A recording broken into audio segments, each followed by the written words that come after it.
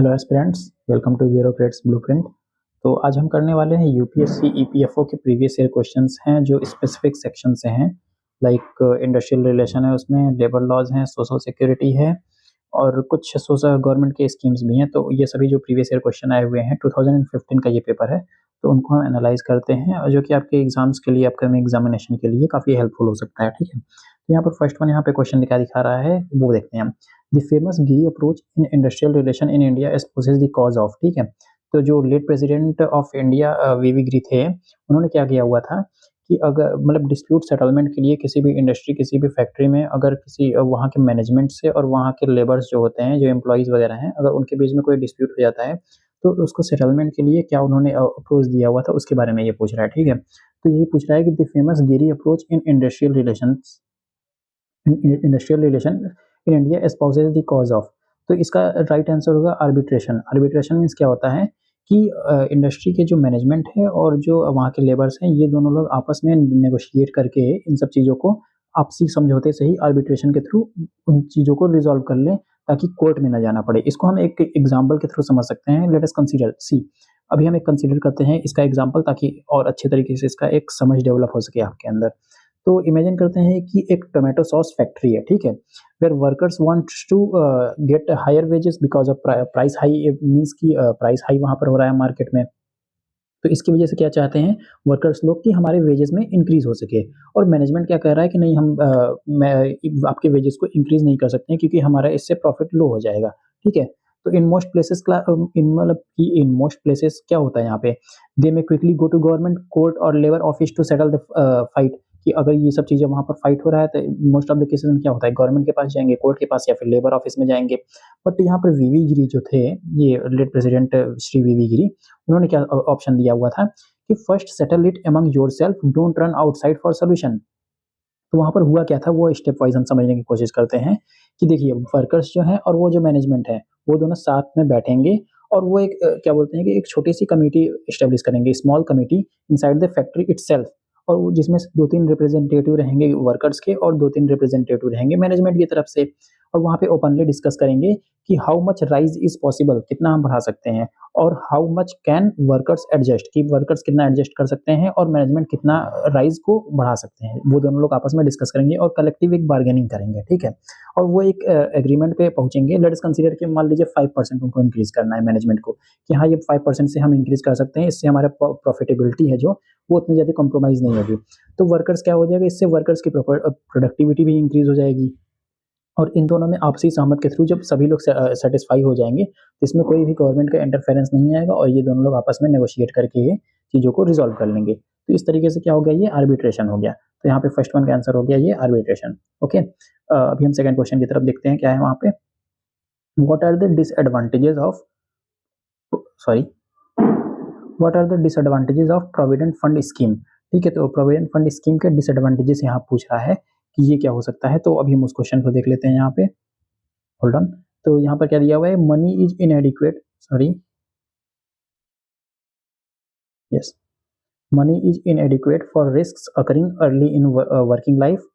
And second one है inflation erodes the real value of savings, second one है ये। और थर्ड वन क्या है, it generates forced saving that can be use to force finance national development plans. ठीक है, तो इसका यहाँ पर फर्स्ट मतलब कि एक सीरीज से हम एनालाइज करते हैं कि यहाँ पे क्या क्या इसका ऑप्शंस के थ्रू एनालाइज करते हैं। ठीक है, तो फर्स्ट वन क्या कह रहा है, money is inadequate for risk occurring early in working life. इसको एक एग्जांपल के थ्रू समझते हैं तो काफी ज्यादा बेटर अंडरस्टैंडिंग इसमें डेवलप हो पाएगी। ठीक है, see, let us consider there is a person named Rahul, he is 25 year old who had just started his job. So he is contributing to provident fund every month, but after 2 or 3 years his provident fund balance is still very small, like say 50,000, 60,000, this much small amount. ठीक, okay, now suppose Rahul meets with an accident or falls seriously ill, कि राहुल क्या हो गया है, बीमार पड़ गया है कहीं पे, या फिर कोई भी एक्सीडेंट हो गया उसका और काफ़ी ज़्यादा बीमार हो गया, सीरियस इलनेस होकर उसको हो गई है। तो उसमें क्या हो रहा है, उसके जो ये बीमारी हो गई या फिर एक्सीडेंटल की वजह से उसको अगर 3-4 लाख रुपए की ज़रूरत है उसको अपने मेडिसिन के लिए, तो वो क्या करेगा उस टाइम पे, तो उसका जो प्रोविडेंट फंड का जो बैलेंस है वो 62,000 70,000 हुआ है, क्योंकि अभी उसने स्टार्टिंग के ही 1-2 साल अभी जॉब में आया हुआ है, किया हुआ है। तो इससे क्या होगा कि उसका जो प्रोविडेंट फंड है वो पे तो नहीं कर पाएगा उसके इतने ज़्यादा एक्सपेंसेस को। तो ये क्या हो गया, एक बहुत बड़ा रिस्क हो गया ना इनिशियल फेजेस ऑफ लाइफ में, कि इनिशियल फेजेस में अगर वो उसने प्रोविडेंट फंड में इतना ज़्यादा इन्वेस्ट किया है 60 to 70,000, बट उससे कहीं ज़्यादा उसको एक्सपेंस आ गया, तो इससे क्या हो रहा है, उसका रिस्क हो रहा है यहाँ पर, मनी क्या हो रहा है, इनएडिक्वेट, मीन्स कि बहुत कम पड़ रहा है अगर कोई रिस्क हो गया है उसके लाइफ के अर्ली फेजेस में, ठीक है। यहाँ पर ये डिसएडवांटेज है, तो यहाँ पर क्या हो जाएगा, फर्स्ट स्टेटमेंट सही हो जाएगा, ठीक है। और सेकंड स्टेटमेंट जो है इसको भी एक एग्जांपल के थ्रू ही समझ लेते हैं हम, कि inflation erodes the real value of saving.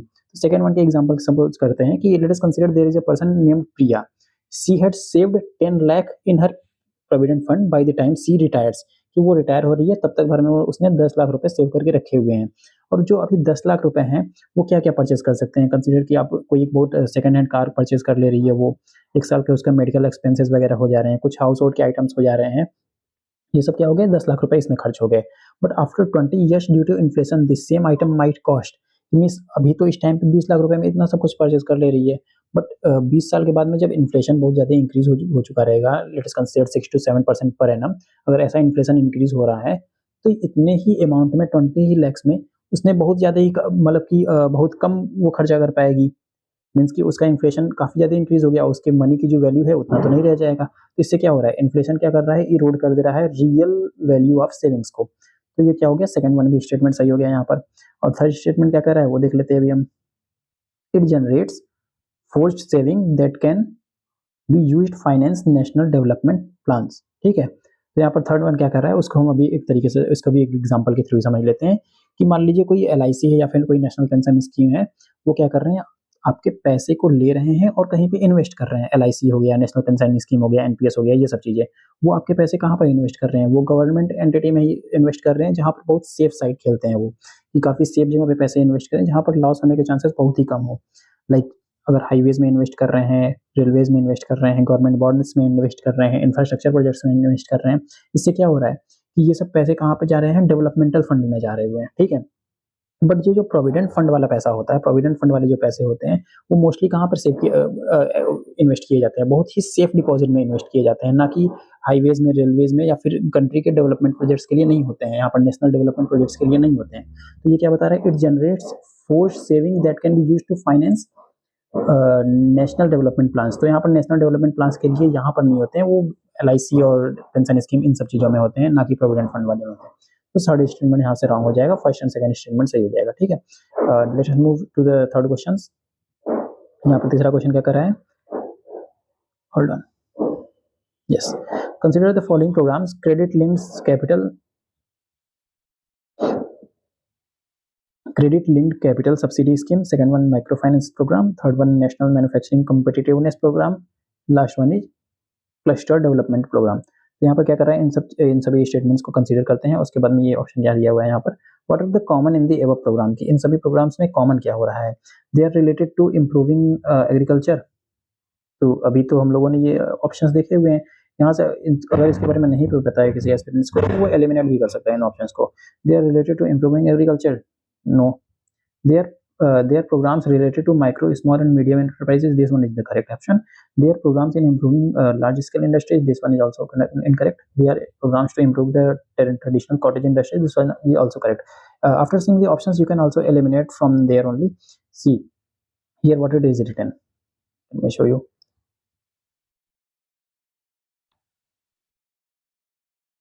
Here what it is written, credit linked capital subsidy, so there would be subsidy in somewhere, so that would be related to the MSMEs. And second statement is also saying that microfinance program, that one is also related to some MSMEs or micro small medium enterprises. Third one is the national manufacturing competitiveness program, so manufacturing would be where, it would be in MSMEs obviously. Cluster development program, this you can also assume on yourself or eliminate from the options, so that would be the correct options, okay. So let's move to the next question, what it is saying. Yes, the Maternity Benefit Act 1961 provides for how many weeks wages during the maternity period. So this you can assume by yourself. Let me make one thing very much clear, okay. This is the question of 2050 UPSC EPFO, but at that moment of time, the answer would have been 12 weeks, but at this moment after amendment, the right answer would be 26 weeks, We can also learn from an example. Let me show you the example. Hold on. Yes. See, let us assume an example that suppose there is a person named Pooja. She is working in a company and she is pregnant. And her doctor says her that expected delivery date, let us consider that expected delivery date is 1st December. Okay. So according to the law, she can take 26 weeks of maternity leave in total. In totality, she can take 26 weeks of maternity leave. Out of these, maximum 8 weeks can be taken before the delivery. तो यहाँ पर क्या होगा कि उसका delivery अगर 1st of दिसंबर को हो रहा है, तो उस दिसंबर के पहले मैटरनिटी मीन्स कि प्रीनेटाल वो क्या बोलते हैं कि लीव कब तक ले सकती है, मैक्सिमम ऑफ 8 वीक्स ले सकती है पहले वो, कि अगर 1st ऑफ दिसंबर को हो रहा है तो उसके 8 वीक्स पहले तक वो मैटरनिटी बेनिफिट ले सकती है उसके पहले, और बाकी 26 वीक में से अगर सब्ट्रैक्ट कर देंगे 8 वीक्स तो रिमेनिंग जो वीक्स रहेंगे वो अपने डिलीवरी की डेट के बाद ले सकती है। तो ये किस तरीके से वर्क करता है वो अभी हम समझ लेते हैं, ठीक है। Let us consider that Pooja decides to take the full allowed 8 weeks before the delivery, so she can take leaves starting from 1st of December, not from the 1st of December, just before 8 weeks from the 1st of December. It would be 6th of October. Okay, so from 6th of October to 30th of November she is on maternity leave, and then after delivery, like postnatal leave, she still has 26 means 26 in total, and then minus 8 weeks taken before that, so she would have left 18 weeks of maternity leave rest on, and these 18 weeks will start from the baby is born, and she remains on paid maternity leave for another 18 weeks. Okay, so उनके पास में कितना हो जाएगा, total 26 weeks क्या है maternity leave है, इनमें से 8 वीक्स क्या आ रहे हैं बेबी के बर्थ के पहले ले सकते हैं, और 18 वीक्स जो रिमेनिंग बच रहा है वो बेबी के बर्थ के बाद में ले सकते हैं। So this is the concept only. तो ये जिस टाइम पे क्वेश्चन आया हुआ था वहाँ पर उसके अकॉर्डिंगली 12 वीक्स होगा, बट अभी तो वो अमेंडमेंट हो रखा है, तो ये क्वेश्चन का आप ध्यान रखिएगा कि आफ्टर द अमेंडमेंट ये इसको रिड्यूस कर दिया गया, सॉरी इंक्रीज कर दिया गया है मैटरनिटी बेनिफिट एक्ट को, और इनमें अब 26 वीक्स मिलेंगे, ठीक है, मैटरनिटी बेनिफिट। नेक्स्ट वन यहाँ पर क्या है, which of the following are the instrument of social security. Social security के कौन से इंस्ट्रूमेंट है यहाँ पर, आप providing the social security in India. तो इनकम टैक्स का सोशल सिक्योरिटी प्रोवाइड करता है, बिल्कुल नहीं, ये तो एलिमिनेट कर सकते हैं ना, even though you don't know the answer of this question, but you can also eliminate from the seeing the options. Okay, second one क्या है यहाँ पर, एम्प्लॉइज प्रोविडेंट फंड, ऑब्वियसली ये सोशल सिक्योरिटी दे रहा है। जनरल सेल्स टैक्स बिल्कुल incorrect है, sales tax ये तो वो होगा नहीं सकता है, तो first and third one is incorrect, तो यहाँ से एलिमिनेट कर सकते हैं जिसमें फर्स्ट और थर्ड है, सी फर्स्ट वाला तो यहाँ से ऐसे एलिमिनेट हो गया, एंड जिसमें थर्ड है ये भी थर्ड है, इसमें भी एलिमिनेट हो गया। अभी इन दोनों में से देखना है अभी, तो LIC यस ये क्या है, सोशल सिक्योरिटी प्रोवाइड कराता है। नेशनल पेंशन स्कीम ये भी सोशल सिक्योरिटी प्रोवाइड कराता है। पोस्टल प्रोविडेंट फंड ये भी प्रोवाइड कराता है। तो यहाँ से कौन कौन सा हो जाएगा, 2 4 5 6, 2 4 5 6 ये रहा, option number C would be the correct option. Okay, next one देखते हैं यहाँ पर क्या है, 112। See these are the very basic question which you can, even though you don't know the answer, but you can eliminate from seeing the options. Okay, let us consider the next question. Consider the following statement in with respect to the Atal Pension Yojana. यहाँ पर first statement क्या बता रहा है, beneficiary must be of the age of 18 to 40 year, and second statement क्या कह रहा है यहाँ पे, beneficiary will receive the pension only after the he attains at the age of 60 years. Third one statement क्या है, after the death of a beneficiary his spouse is continue to remain the pension, continue to receive the pension, and last one statement is no nominee of the beneficiary is permitted. तो यहाँ पर first statement बिल्कुल ही सही है कि beneficiary क्या हो सकता है, बेनिफिशियरीज का कौन कौन सा हो सकते हैं, जो कोई भी 18 ईयर से 40 ईयर्स के बीच का रहेगा वो अटल पेंशन योजना में एनरोल करा सकता है खुद को। Second one is the beneficiary will receive the pension only after he attains age age of 60 years. Yes obviously वो 60 ईयर्स कंप्लीट हो जाएंगे तभी जाकर इसका बेनिफिट वो पेंशन को रिसीव कर सकते हैं, उसके पहले वो उनको विड्रॉ नहीं कर सकते हैं। बाद में कुछ उसमें अमेंडमेंट वगैरह आया हुआ था कि कुछ पार्शियल विड्रॉल कर सकते हैं, but at this moment of time इसका लेजिटिमेट आंसर यही होगा कि 60 ईयर्स के पहले वो विड्रॉ नहीं कर सकते हैं। बाकी कुछ रूल्स एंड रेगुलेशंस और कुछ अगर अचानक से कुछ क्या बोलते हैं कि कंटिजेंसी अगर आ गई है आपके पास में, इमरजेंसी आ गई है, तो मे बी शायद कुछ ऐसा स्कीम है, ऐसा कुछ लॉ है जिनमें कुछ पार्शियल फंड वो विड्रॉ कर सकते हैं। And then third one is after the death of a beneficiary his spouse continue to receive the pension. यही तो इसलिए बनाया गया था कि उनके स्पाउस को बेनिफिट उसका मिलता रहे, अगर हस्बैंड है तो वाइफ को मिलता रहेगा, अगर वाइफ की डेथ हुई है तो फिर हस्बैंड को मिलता रहेगा। And last statement is no nominee of the beneficiary is permitted, ये बिल्कुल ही रॉन्ग स्टेटमेंट है, क्योंकि अगर किसी ने भी अपने आप को अटल पेंशन योजना में एनरोल करा रखा है तो उस मोमेंट पे वो या फिर उनके फैमिलीज़ को मिल जाएगी वो बेनिफिट, या फिर उनके किसी भी नॉमिनी को मिल जाएगा जिसको उन्होंने एनरोल कराया होगा। तो first, second and third is the correct option, last one is the incorrect options. Okay, now let us move to the next question. Consider the following statement regarding the Pradhan Mantri Suraksha बीमा योजना। सो प्रधानमंत्री सुरक्षा बीमा योजना ये क्या है? यहाँ की गवर्नमेंट की फ्लेक्सिबल स्कीम्स है, तो इन सब चीज़ों के बारे में और हमेशा से पता होना चाहिए, ये कभी भी आ सकते हैं एग्जाम में, ठीक है। तो प्रधानमंत्री सुरक्षा बीमा योजना के बारे में ये क्वेश्चन है। इसका फर्स्ट स्टेटमेंट क्या कर रहा है? It is applicable for all the bank holders up to the age of 60 years. And आगे के ऑप्शंस क्या है ये देखते हैं हम। It is a life insurance cover, hold on, yes, life insurance cover हो गया यहाँ पर। और नेक्स्ट वन क्या है यहाँ पे? It is an accident insurance cover, and last one is the insurance covers death and permanent disability due to the death. Okay, तो यहाँ पर फर्स्ट स्टेटमेंट क्या कह रहा है? It is applicable for all the bank holders up to the age of 60 years. तो ये statement बिल्कुल ही गलत है, क्योंकि यहाँ पर अप टू द 60 ईयर्स नहीं है, यहाँ पर अप टू द 70 ईयर्स है। ओके, तो यहाँ पर 18 ईयर से लेके 70 ईयर्स तक जो होंगे यहाँ पर इनरोल कराएंगे वो उनके लिए है, ये फर्स्ट वन है। और दूसरी बात ये है कि यहाँ पर ये सभी बैंक अकाउंट होल्डर्स के लिए नहीं है। जो कोई भी अगर अपना इनरोल कराएगा प्रधानमंत्री सुरक्षा बीमा योजना में, ये ईयरली बेसिस पे उसका कोई एक अमाउंट डिडक्ट होगा उसके अकाउंट से, ऑटो डेबिट होगा, उनके लिए है। जो मीन्स कि अगर ये बाई कंसेंट होता है, ये सभी बैंक अकाउंट होल्डर्स के लिए नहीं है, उसके लिए खुद से एनरोल कराना पड़ता है। एंड तो फर्स्ट स्टेटमेंट क्या हो गया यहाँ पर? गलत हो गया। सेकंड स्टेटमेंट क्या है? It is a life insurance cover. तो ये life insurance cover, hold on,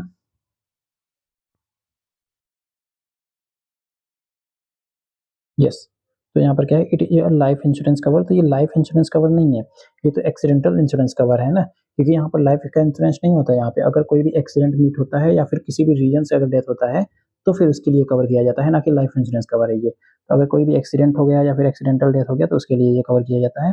and last one is the insurance covers death and permanent disability due to the accident. So this statement is also correct. यहाँ पर क्या हो जाएगा? अगर कि किसकी डेथ हो जा रहा है एक्सीडेंट की वजह से, और या फिर परमानेंट डिसेबिलिटी हो जा रहा है उस डेथ की वजह से, तब जाकर उनको पूरे तरीके से ये इसका कवर को बेनिफिट उठा सकते हैं। तो सर इसका आंसर हो जाएगा B. Now let's move to the next questions. Social security में provide cash benefits to persons faced with. तो यहाँ पर सिकनेस और डिसेबिलिटी के लिए ऑब्वियसली सोशल सिक्योरिटी के लिए भी है, अनएम्प्लॉयमेंट के लिए भी है, क्रॉप फेलियर के लिए भी, लॉस ऑफ मैरिटल पार्टनर। ये आपको ऑप्शन मेमोराइज कर लेना पड़ेगा कि ये ऑप्शन भी करेक्ट है, तो यहाँ पर D1 हो जाएगा। ये थोड़ा सा अब ध्यान में रखिएगा, लॉस ऑफ मैरिटल पार्टनर, इनके लिए भी क्या होता है? सोशल सिक्योरिटी प्रोवाइड किया जाता है ना। और वही क्या बोलते हैं उसको, लाइक मेंटेनेंस भी जो होता है आप उसको कंसिडर कर सकते हैं यहाँ पर लॉस ऑफ मैरिटल पार्टनर में। Okay, now let us move to the next question. यहाँ पर क्या है? Employee state insurance act 1948। ये क्या बता रहा है यहाँ पर कि जो ESI है, एक्ट है 1948 का, कवर ये क्या क्या चीजें कवर करता है, ये इसके बारे में पूछ रहा है। फैक्ट्रीज एंड एस्टेब्लिशमेंट विथ 10 और more employees, provision of comprehensive medical care to employees for their families. Third one is the provision of cash benefit during sickness and maternity. Last one is monthly payment in case of death or। तो यहाँ इस question को भी हम क्या करते हैं, एक एग्जाम्पल के थ्रू समझते हैं। ये चारों स्टेटमेंट्स को एग्जाम्पल के थ्रू समझते हैं ताकि इनका एक अच्छा अंडरस्टैंडिंग डेवलप हो सके, ठीक है। तो यहाँ पर फर्स्ट स्टेटमेंट क्या कर रहा है? फैक्ट्रीज एंड एस्टेब्लिशमेंट विथ 10 और मोर एम्प्लॉइज।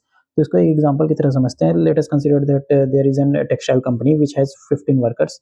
तो यहाँ पर क्या है? Since the ESI act applies to any factory establishment with 10 और more employees, so this factory automatically comes under the ESI। Okay, तो यहाँ पर क्या हो जाएगा? एम्प्लॉइज स्टेट इंश्योरेंस एक्ट 1949 को ये कवर करता है। फर्स्ट वन क्या हो जाएगा? कोई फैक्ट्री रहेगी, यहाँ पर 10 या फिर 10 से ज़्यादा एम्प्लॉइज रहेंगे तो उसको ये कवर करता है।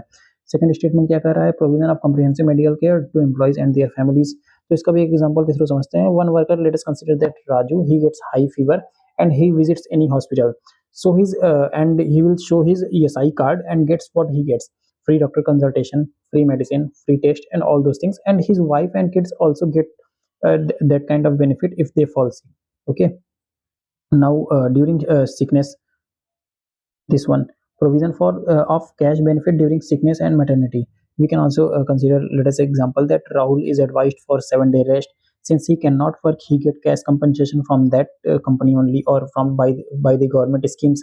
So if he earns 10,000 per month, so ESI will give him around 70% of his wages for sick leave. So even though he is not working, but he will receive 7,000 for those sick days. Okay, so this one statement is also correct. Last one is what? Monthly payment in case of death or disablement. So what would be there? That one day a worker, let us consider that Raju meets with an accident inside the factory, and there are actually two options would be there.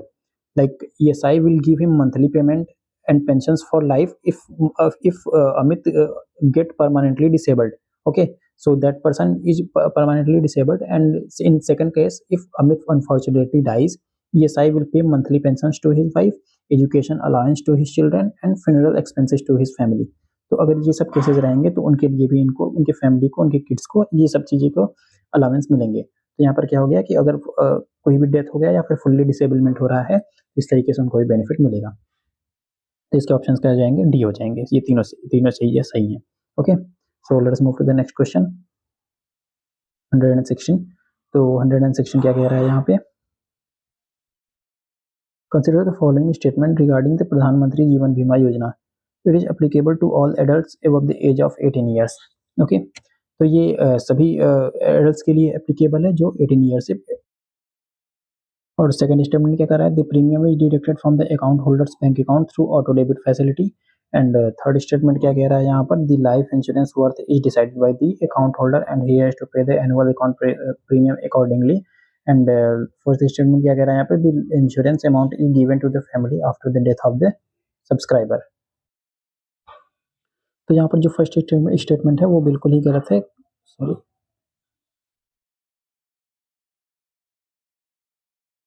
First statement क्या है यहाँ पर? बिल्कुल ही गलत है, क्योंकि ये above the 18 years तो ठीक है, बट वो अप टू 50 ईयर्स तक एज रहेगा, तो उनके लिए ही अवेलेबल है सिर्फ और सिर्फ प्रधानमंत्री जीवन ज्योति बीमा योजना। And the second one is the premium is deducted from the account holders bank accounts holders. तो ये स्टेटमेंट सही है, ये सेकंड वाला स्टेटमेंट बिल्कुल ही सही है, क्योंकि उनके अकाउंट से क्या हो रहा है? ऑटो डेबिट हो जाता है वो अमाउंट। और लेट अस कंसीडर दैट कि अगर 100 रुपीज़ उनके अकाउंट से, मतलब 100 तो नहीं होता है, ये एक एग्जांपल के थ्रू हम समझ रहे हैं कि अगर उनके अकाउंट से जिन्होंने भी ये इनरोल करा रखा है प्रधानमंत्री जीवन ज्योति बीमा योजना में, तो हर ईयर क्या होता है कि उनके बैंक अकाउंट से ऑटो डेबिट हो जाता है वो amount by 31st of March, I guess. तो 31st ऑफ मार्च में क्या होता है, यहाँ पर ईयर कंप्लीट हो जाता है, और उसके बाद अगर नेक्स्ट ईयर के लिए एनरोल कराना है तो उसको फिर से रिन्यू कराना पड़ता है। तो ये एक स्पेसिफिक अमाउंट होता है जो उनके एक बैंक अकाउंट से ऑटो डेबिट हो जाता है। और जब कभी भी वो एक्सीडेंट से मेट करते हैं या फिर किसी भी तरीके से ऐसा इंश्योरेंस को अगर कवर करना रहता है, उसको क्लेम करना रहता है, तो उनमें क्या होता है कि उनको 2 लाख रुपीज़ तक वो क्लेम कर सकते हैं। 2 लाख रुपीज़ तक नहीं, 2 लाख रुपीज़ तक ही क्लेम कर सकते हैं वो। और अगर वो चाहते हैं कि उससे ज़्यादा क्लेम कर सकें तो ऐसा उनके लिए पॉसिबल नहीं है। 3 लाख, 4 लाख और की एक्स्ट्रा अमाउंट हम अगर डिडक्ट करा के अपने अकाउंट से ज़्यादा का इंश्योरेंस करा दें तो ऐसा नहीं है। ये मैक्सिमम 2 लाख तक के लिए अवेलेबल ही है, और उनके अकाउंट से कुछ स्पेसिफिक अमाउंट डिडक्ट हो जाएगा, वो ऑटो डेबिट वाले मोड पे रहता है। तो सेकंड स्टेटमेंट यहाँ पर क्या हो जाएगा? बिल्कुल सही हो जाएगा। थर्ड स्टेटमेंट क्या कह रहा है यहाँ पे? यस, थर्ड स्टेटमेंट क्या कह रहा है यहाँ पे? The life insurance worth is decided by the, sorry, decided by the account holder and he has to pay the annual premium accordingly. तो ये स्टेटमेंट बिल्कुल ही गलत है, क्योंकि ये अकाउंट होल्डर नहीं डिसाइड करते हैं लाइफ इंश्योरेंस का वर्थ को। ये जो स्कीम प्रोवाइड करा रहा है मीन्स गवर्नमेंट इसको डिसाइड करती है कि कितना अमाउंट देना है। वही मैंने आपको बताया कि ये 2 lakh rupees decided by the government, not bye the account holder. Okay, कि और वो अकाउंट होल्डर ये भी नहीं डिसाइड कर सकते हैं कितना रुपये उनके अकाउंट से डिडक्ट होगा, क्योंकि वो सब ऑलरेडी गवर्नमेंट की तरफ से डिसाइडेड होते हैं। और लास्ट स्टेटमेंट क्या कह रहे हैं यहाँ पे? The life insurance amount is given to the family after the death of the subscriber. तो ऑब्वियसली अगर सब्सक्राइबर का डेथ हो जाता है तो उनके फैमिलीज को ही वो अमाउंट जो होते हैं वो दे दिया जाता है। ठीक है, तो ये हो गए हमारे कुछ 12-15 क्वेश्चंस जो लेबर लॉस, इंडस्ट्रियल रिलेशन और सोशल सिक्योरिटी स्कीम्स वगैरह इन सब चीज़ों के थे। होप आपको ये वीडियो पसंद आई होगी, और कुछ अगर आपको गलत लग रहा है या फिर कुछ इशू है, कुछ कंप्लेंट है, तो आप कमेंट में बता सकते हैं हमें। और that is it for today guys. I will be uploading next videos on UPSC EPFO, and even I would be uploading the Vision IAS current affair magazine of the October month. I am going to upload the next section, that is IR. Okay, thank you so much.